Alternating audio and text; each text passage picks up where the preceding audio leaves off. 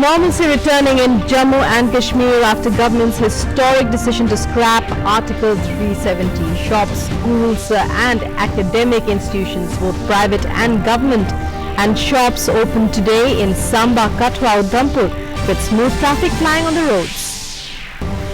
Prime Minister Narendra Modi presents roadmap for development of Jammu and Kashmir after revocation of Article 370. In an address to the nation, PM calls upon people to build a new Jammu and Kashmir and Ladakh along with a new India. Flood situation remains grim in Kerala. At least 22 deaths confirmed so far. Most rivers at dangerous levels. Government declares holiday for all schools for today. Kochi Airport closes operations till Sunday afternoon.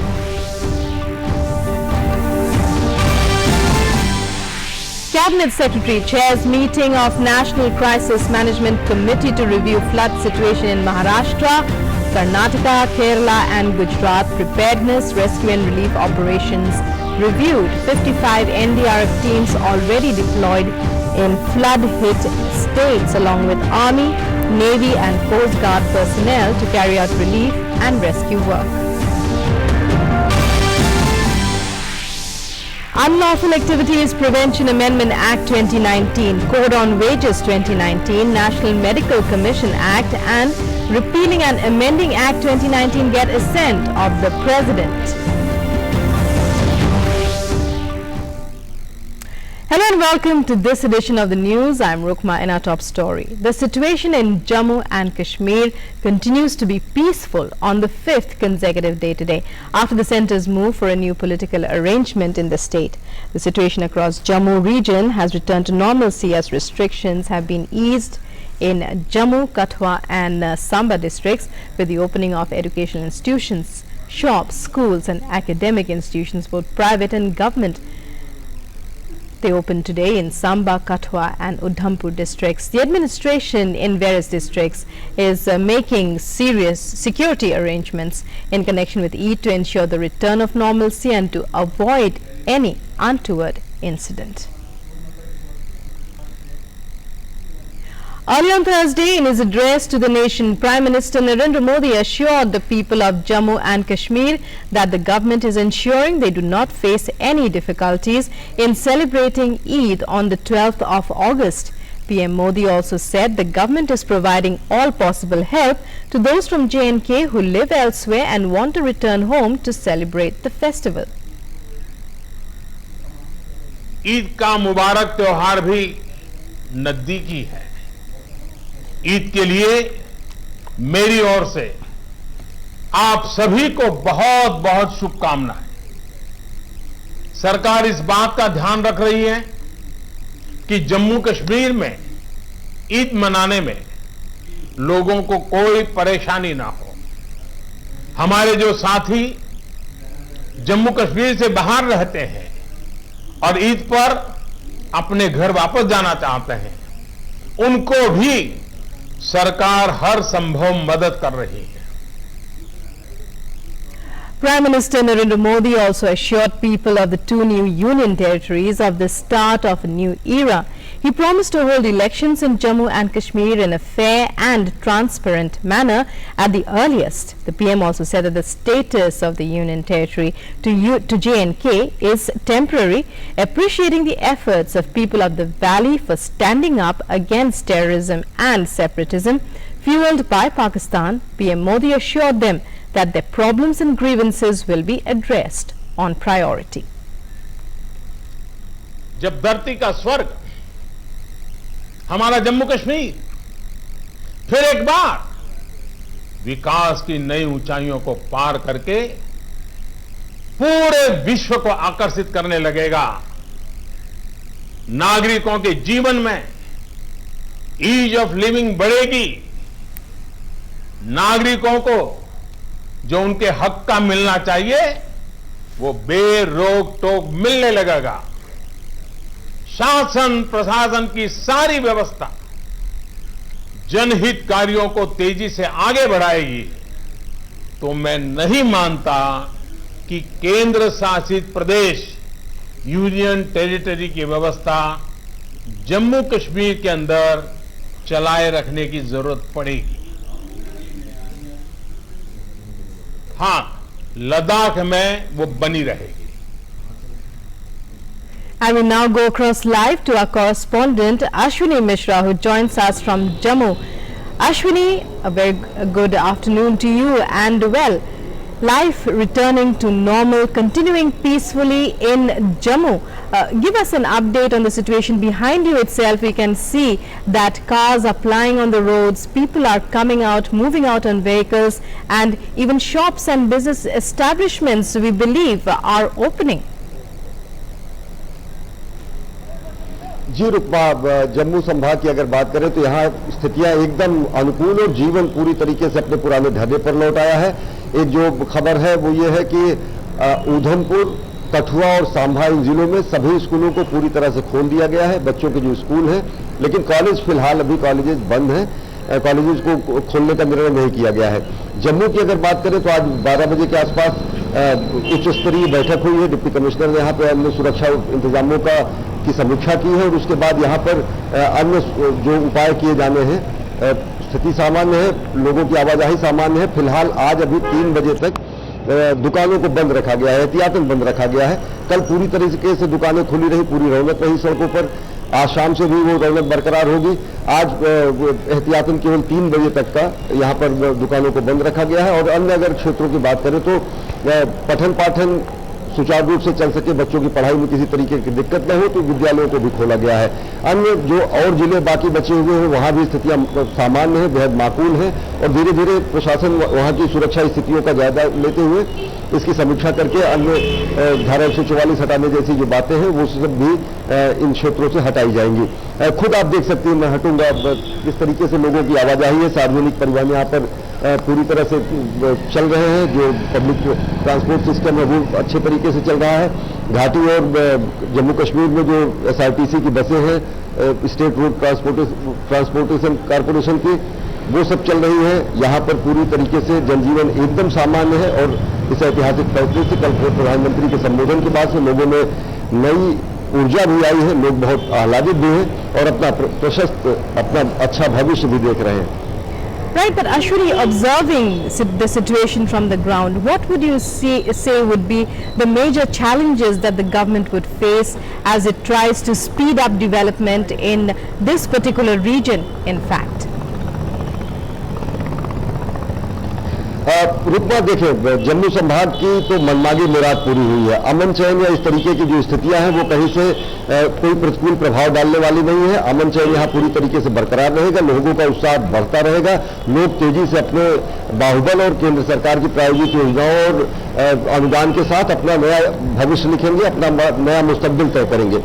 हाँ, कुछ ऐसी बातें हैं कि जब जिस तरीके से परिशीलन होगा विधानसभाओं का, वो आगे की बात है, काफी आगे की बात है। जब यहाँ पर और जिस तरीके से केंद्र शासित प्रदेश का जो स्वरूप होगा, खबर ये भी है कि बहुत सारे जिलों को जो है वो संख्या घटाकर कम की जाएगी। बहुत सारे जिले 2007 में बने थे, कश्मीर में भी बने थे और जम्मू में भी बने थे। तो अभी ये भविष्य के गर्भ में है, अभी इस पर कोई क्या स्वरूप होगा ये भी कहना बेहद जल्दबाजी होगी। लेकिन प्रशासनिक व्यवस्था यथावत रहेगी, केंद्र सरकार के सारे कानून अब यहाँ पर अभिरोपित रहेंगे।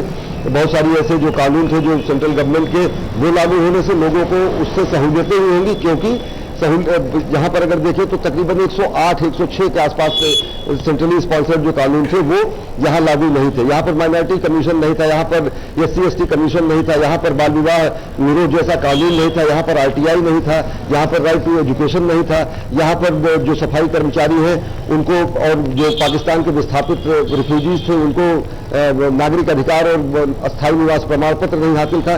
बहुत सारे विस्थापितों की अपनी समस्याएं थी, वो बहुत तेजी से दूर होंगी। हाँ, केंद्र की जो अभिलाषा है, केंद्र की जो इच्छा है और जो यहाँ के लोगों की आकांक्षा है, उसको तेजी से पूरा कर पाना यही वास्तविक चुनौती होगी और इसके लिए पूरी मशीनरी पूरी ऊर्जा से और केंद्र के सहयोग से कार्य करेगी। और ये निश्चित होगा कि जो एक घाटी के कंपेरेटिवली लोगों को एहसास होता था कि यहाँ पर संसाधनों की कमी होती थी, यहाँ पर सौतेला व्यवहार होता था, उस सारा के सारा भेद मिटता हुआ दिख रहा है और लोग बेहद उत्साहित हैं कि किस तरीके से वो अपनी खुद यहाँ के स्थितियों को और बेहतर कर सके, चाहे वो पठन पाठन का हो, चाहे वो निवेश का हो, चाहे वो रोजगार का हो, और नया भविष्य का खाका खींच सके। Right, Ashwini, well, thank you very much for joining us there and for your inputs. And moving on, Jammu and Kashmir administration has said it will take all necessary steps to make sure that those returning from the Hajj do not face problems while going to their homes. Kashmir zone will be given. Divisional Commissioner B.A. Khan said that Hajj pilgrimage is about to culminate in a few days and details of pilgrims who are coming back will be conveyed by State Hajj Office Department to concerned deputy commissioners who will issue passes to the families of the pilgrims. From the concerned districts, all pilgrims who have performed the pilgrimage and now who are coming back, their details will be conveyed by the Hajj officer, State Hajj Office Department, concerned deputy commissioners, who in turn will issue passes in respect of those Haji Sahibans and to their families, one person from one family, along with the vehicle pass, who will be allowed to go to the airport for receiving the Hajis. Nodal officers from State Hajj Department and also from the respective districts have already been identified, who will be stay put at the airport for receiving the Haji Saiban in respect of their districts and to take them back to the respective districts. Kashmiri pundits have welcomed abrogation of Article 370, saying that it's for the first time that any Prime Minister has taken such a significant decision for people of Jammu and Kashmir. They express the hope that now they will be able to return to their homes. मैंने पहली बार किसी को, खास तौर पे प्रधानमंत्री को सुना है कश्मीर के बारे में, जम्मू कश्मीर के बारे में इतनी डिटेल में बात कर रहे हैं वो, तो उन्होंने मुझे लगता है हर एक क्षेत्र को टच किया. डेफिनेटली एक बहुत ही पॉजिटिव डेवलपमेंट है. हम ये सोचते हैं कि जम्मू एंड कश्मीर के जो अच्छे दिन हैं वो आने वाले हैं और हमें ये लगता है कि खास तौर पे हम कश्मीरी पंडित जो बाहर रह रहे हैं डेफिनेटली वापस कश्मीर एक बहुत ही अच्छे माहौल में वापस चले जाएंगे. And the Samjhauta Express arrived today in Delhi around 4:30 hours late around 4.5 hours late as the train was stopped at the Wagah border by Pakistan. An Indian crew had been sent to escort the train. It was carrying 76 Indian and 41 Pakistani nationals and departed from the Atari railway station at around 1:30 a.m. Passengers thanked the Indian security personnel for safely bringing them back home. उन लोगों ने engine भेजने से मना कर दिया. फिर यहाँ से 2.5 इंजन गई, दूसरी पावर जब वो गाड़ी वहाँ से जो है काफ़ी लेट चली. हम लोग भूखे प्यासे रहे वहाँ पे. वाघा स्टेशन में कोई खाने पीने का इंतजाम तो है नहीं. कुछ नहीं टेंशन, आराम से आ गए, हम बहुत आराम से आ गए, किसी रंग की कोई परेशानी नहीं हुई. बहुत खुशी हुई, अपने वतन आए, अपने घर आए, अपने बच्चों से मिले, बहुत ज़्यादा खुशी हुई. जब यहाँ पे किसी को नहीं देखे अपने इंडिया की तो हमें तो बहुत खुशी हुई, तसल्ली हुई. अरे डर लगा था नहीं कहीं रास्ते में कुछ होना हो जाए, सच पूछो तो. Prime Minister Narendra Modi will pay a state visit to Bhutan on the 17th and 18th of August 2019 at the invitation of Prime Minister of Bhutan, Dr. Lothe Tshering. An official statement has said the visit reflects the high priority the government of India attaches to its relations with Bhutan, India's trusted friend and neighbor. Prime Minister Modi's visit to Bhutan very early in his second term is in line with the government's continued emphasis on its neighborhood first policy. During the visit, the Prime Minister is expected to receive audiences with Jigme Khesar Namgyal Wangchuk, the King of Bhutan, and Jigme Singye Wangchuk, the fourth King of Bhutan, and hold talks with the Prime Minister of Bhutan, Dr. Lothe Tshering. The statement says India and Bhutan share a special and time-tested partnership anchored in mutual understanding and respect and reinforced by a shared cultural heritage and strong people-to-people links. It says the visit is in keeping with the tradition of regular high-level exchanges between the two countries and provides an opportunity to the two sides to discuss ways to further strengthen and diversify the bilateral partnership. BJP President and Home Minister Amit Shah appointed Union Minister Prakash Javadekar as election in charge, Union Minister Hardeep Singh Puri and Minister of State for Home Affairs Nityanand Rai as election co-in charge for the upcoming Delhi Assembly elections.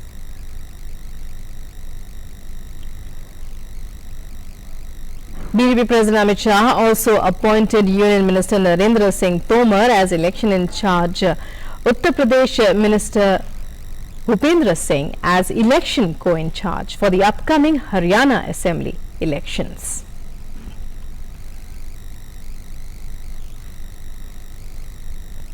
And there was no let-up from heavy rains in Kerala as 4 members of a family were killed at Edavanna in Malappuram district when their home collapsed on Friday, taking the rain-related death toll in the state to 22.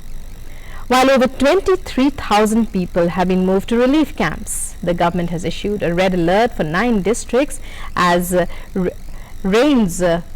the downpour continued for the past few days. Rains expected to continue till Monday. The Cochin International Airport, where flight operations have been suspended till midnight on Friday after floodwaters inundated the apron area of parking, will remain closed till 3 p.m. on Sunday. The Kerala government has declared a holiday for the day for all educational institutions across the state. Kerala Chief Minister Pinarayi Vijayan held a meeting with Government and State Disaster Management Authority officials and said a serious situation prevails in parts of the state, especially in Wayanad. Meanwhile, in Maharashtra, floods have affected several parts of the state, throwing normal life out of gear. Kolhapur, Sangli, Satara and surrounding areas have received very heavy rains in the last few days, leading to a flood-like situation. Maharashtra Chief Minister Devendra Fadnavis reviewed the flood situation in the state yesterday.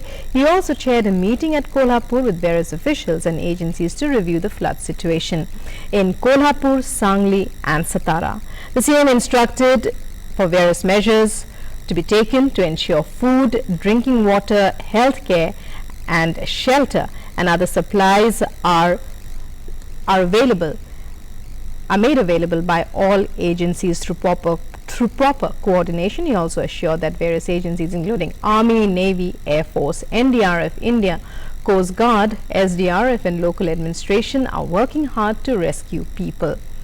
Chief Minister Devendra Fadnavis added that Union Home Minister Amit Shah has assured of all assistance to the state, and he himself had talked to Karnataka Chief Minister B.S. Yedurappa on the Almaty discharge. Nearly 2,03,000 people have been rescued and saved, while more than 28,000 animals have been shifted to safer locations. 267 temporary camps have been set up across flood-affected areas. In Karnataka, nearly 45,000 people have been evacuated from flood-hit areas. Incessant rains in various parts of the state have left 12 out of 30 districts and 51 talukas affected. Nearly 17,000 people have taken shelter in relief camps. Teams of NDRF, Army, Navy and Air Force are involved in the relief operations. The Indian Air Force's teams carried out flood relief operations in Belgavi. A total of 25 civilians were rescued from Rogi, Haloli, Uddagati and Girdal. Around 475 food packets along with drinking water were dropped in affected areas. According to the state government, adequate arrangements for health facilities, drinking water, food items and electricity have been made. Chief Minister visited flood-affected areas and met the victims.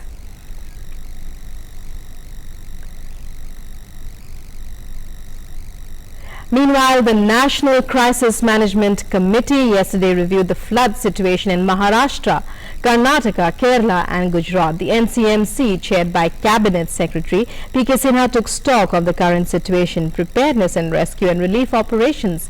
It also directed that immediate assistance as sought by the states be provided to meet the crisis. The Met Department has predicted that more rains in Gujarat, Maharashtra and coastal Karnataka will occur over the next 2 days. The NCMC directed the release of necessary advance from the State Disaster Response Fund to the affected states. Concerned agencies were also advised to undertake immediate work relating to crop insurance claims. Moving on in other news stories, President Ramnath Kovind has given his assent to 4 key legislations passed by Parliament. The President gave his assent to Unlawful Activities Prevention Amendment Act 2019, It empowers the central government to designate individuals as terrorists if the person commits or participates in acts of terrorism, prepares for terrorism, promotes terrorism, or is otherwise involved in terrorism. President Kovind also gave his assent to the National Medical Commission NMC Act. The bill is aimed at ushering in mega reforms in medical education and replacing the nearly 63-year-old Indian Medical Council Act. Besides, the Repealing and Amending Act 2019 also received presidential assent. The act seeks to repeal certain enactments and to amend certain others. The president also gave his assent to the Code on Wages 2019, a move that came after Parliament passed the bill in the just concluded session. The code universalizes the provisions of minimum wage and timely payment of wages to all employees irrespective of the sector or wage ceiling. A Delhi court today framed charges against Unnao rape case accused MLA Kuldeep Singh Sengar. The charges were framed under Section 376 of the IPC and the POCSO Act. And Vikas Sathi now joins us with more. Vikas, major development in the Unnao rape case, but could you explain to us the charges that have been framed against him? Well, Rukma, the 30,000 court today framed charges against the accused Kuldeep Singh Sengar under sections of IPC and POCSO Act. Apart from it, there are other sections also have been charged, like abduction, kidnapping, and threatening. All these cases were earlier transferred by the Supreme Court from Uttar Pradesh to the district court in East Hazari, and District Judge East Hazari Court is hearing this matter. All these allegations were levelled against Kuldeep Singh Sengar, and after going through the charge sheet, today court found that it is a fixed case for trial, and because of that charges have been framed. Now the accused will have to face the trial, and there will be whole proceedings of trial against Kuldeep Singh Sengar and other accused. There were almost 15 accused in this case, so now all of them will have to face the trial before the East Hazari Court. Right, because in the absence of the victim, well, how does this case proceed? Could you explain a bit of the technicalities? Also, the charges under the POCSO Act, how do they fall in the entire gambit of proceedings? Well, Rukma, so far as the statement of witness is concerned, the statements were given before the police officials, and whatever has been recorded in the charge sheet will be placed before the court.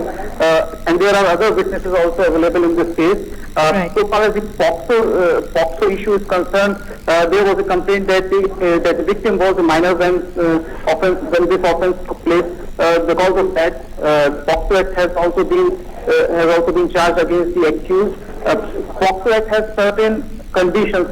One of the conditions is that the whole proceeding will be in camera. No person will be allowed to remain sitting in the court when this trial will take place because of the POCSO Act. These are the major acts these are the major charges in the charge sheet, and now the trial court has accepted that charge sheet and framed the charges against the Kuldeep Singh Sengar as well as the other accused. Right, Vikas. Well, thank you so much for your input. So we'll have to leave it at that for now. Thank you very much for joining us. Now moving on, the 14th session of the Conference of the Parties to the United Nations Convention to Combat Desertification, COP14, will take place from the 2nd to the 13th of September this year at the India Expo Centre and Mart, Greater Noida, Delhi NCR. Over 3,000 participants from all over the world are expected to participate in COP14. The agenda includes reversing land degradation and its outcomes while accelerating positive achievements for people and for ecosystems with a view to deliver on sustainable development goals. Ministers from 196 countries, scientists and representatives of national and local governments, non-governmental organizations, city leaders, the private sector, industry experts, women, youth, journalists, faith and community groups will share their expertise and agree on the most viable solutions. New action will be guided by an assessment of the outcomes of the decisions they took 2 years ago. Union Environment Minister Prakash Javadekar also launched a website UNCCD COP14india.gov.in, which contains all the information related to COP14. 2 सितंबर से 14 सितंबर तक भारत में desertification को खत्म करने वाला संकल्प करने के लिए एक अंतर्राष्ट्रीय परिषद UNCCD की COP14 हो रहा है. Nearly more than 150 countries will participate. This is about how to combat desertification. World population is increasing, and when the world population is rising, we need more land under cultivation. But because of human actions, many land pieces, parcels become unproductive. उसको productive बनाने की ये योजना है. Website शुरू की है, जिस वेबसाइट में इस कन्वेंशन COP14 की सभी जानकारी मिलेगी, और ये एक महत्वपूर्ण पड़ाव होगा, और भारत के प्रधानमंत्री भी इसका उसके कार्यक्रम जैसा तय होगा फाइनली वो हम बताएंगे. And well, that's all we have for you in this edition of the news. News and updates continue on DD News and DD India. Stay tuned. Namaskar.